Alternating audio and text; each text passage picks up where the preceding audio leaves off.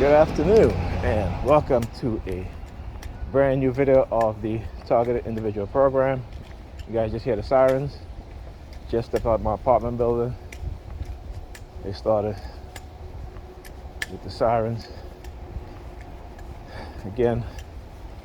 So got home last night, took a cab home because I had some stuff to bring home with me, and spend the latter part of the night.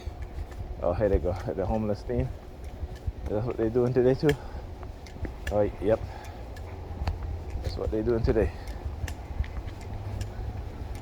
That is what they're doing today, the homeless theme.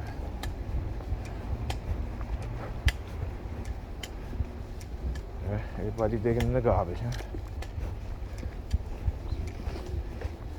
Okay, she's just putting stuff, bags in garbage bags.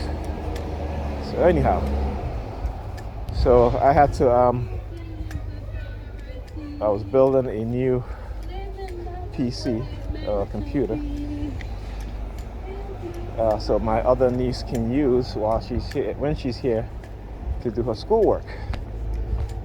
So one of the things I noticed that I've been saying this for a very long time, particularly with Negro people, including members of my family, particularly the women in my family. They don't see the importance of giving their child tools or their children tools when they're young to help them learn, grow. You know, a lot of them want to use technology but don't know how to use it. And she's like, well, all they're going to do is play games. I'm like, they got a phone, right? What do they do on their phone? They play games, okay? All right, I said, but it is us as parents to train them to where they know that they have to put their schoolwork first as a priority, and the game comes second. Right? But the thing is, most of European people today and black people, we're too busy surviving in this world, right? You know, we're not living, we're just surviving. So, you know, I forgot the psychological term for this, but it's like when people are oppressed, you know, they want to live a certain lifestyle. Forgot the name.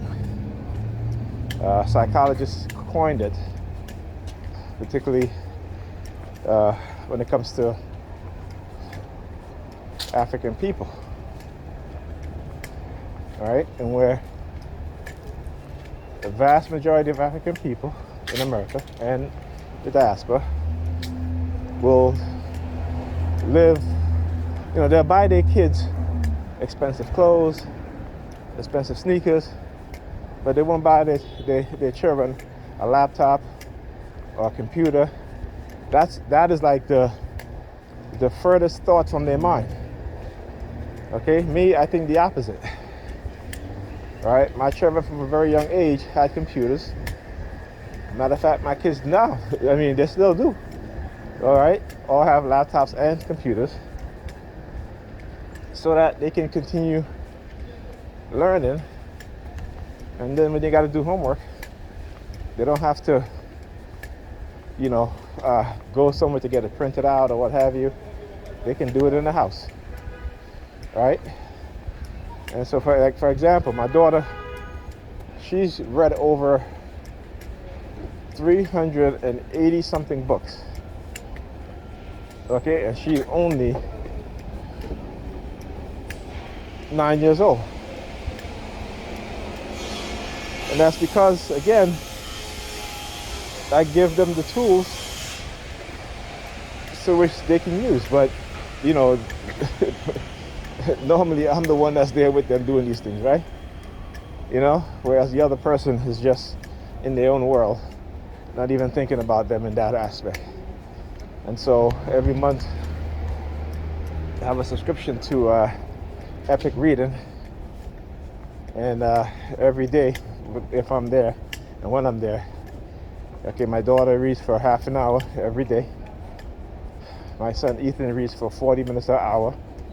Sometimes I'll let my daughter read for an hour, and Ethan, he knows that every other day he spends at least an hour, hour and a half going over what he did in class for the past two previous weeks, and trying to teach him proper study habits. But when I'm not there, all of that goes out the window. Okay? So if you don't have a parent, at least one parent who is, have that frame way of thinking, it gives our children somewhat of an advantage. And I can't really say I give my son an advantage, because my kids, like I said, I have to be there in order for them to do these things, right? In order for them to study, in order for them to do their homework, in order for them to read, in order for them to clean up after themselves, in order for them to go to bed on time. And so, even though I'm being targeted every day, you see me, I do these videos, going there, exposing the targeting that they're doing. Okay? Because again, I know what they've been trying to do. They try to do it with my older son for years, trying to get me to keep away from him, not be bothered, because the mentality and the way how his mother behaved.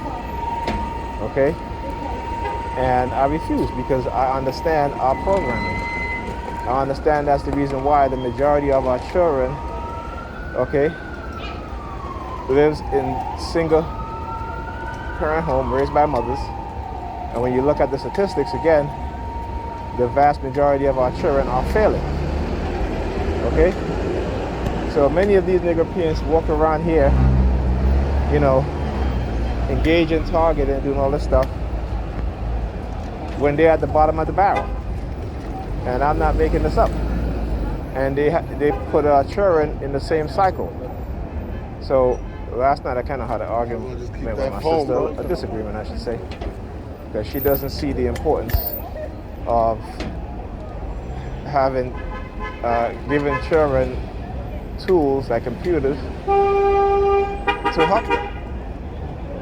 You see, because they never think about the positive, they only think about the negative. And Kevin Samuel says that. He said that black and nigger women are so afraid, okay, because all they see is negative. Right? All they see is negative.